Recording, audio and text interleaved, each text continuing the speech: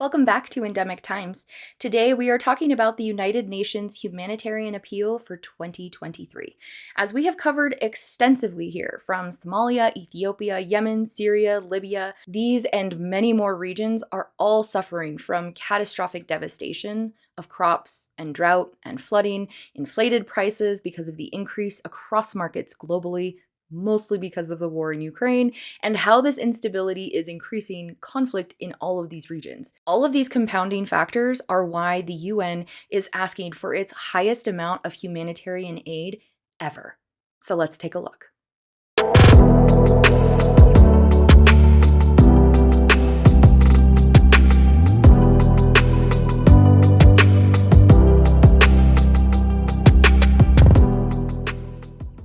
A record-setting humanitarian appeal from the United Nations is asking for $51.5 billion for 2023. This is a 25% increase compared to 2022.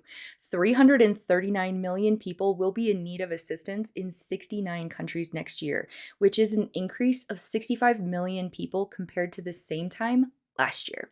More than 100 million people are now displaced worldwide. The general overview from the United Nations in this 2023 appeal and outlook detailed the following: that at least 222 million people in 53 countries will face acute food insecurity by the end of 2022. 45 million people in 37 countries are at risk of starvation.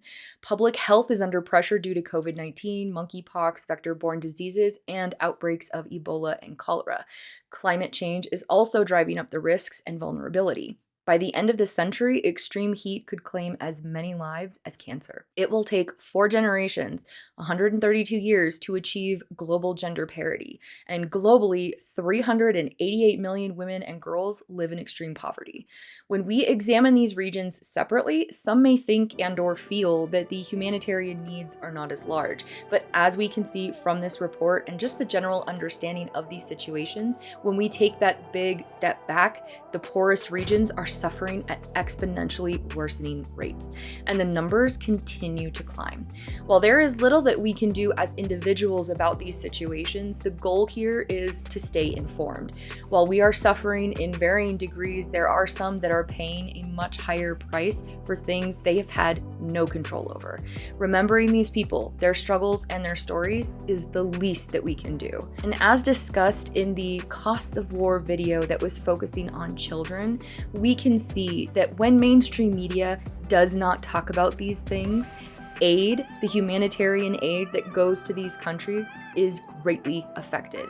That's why we're going to bring this information and continue to, so that you stay informed and understand this much bigger picture. So thank you so much for watching. I hope you liked this video. If you did, please give it a thumbs up, subscribe, and hit the bell for when I have new videos coming out.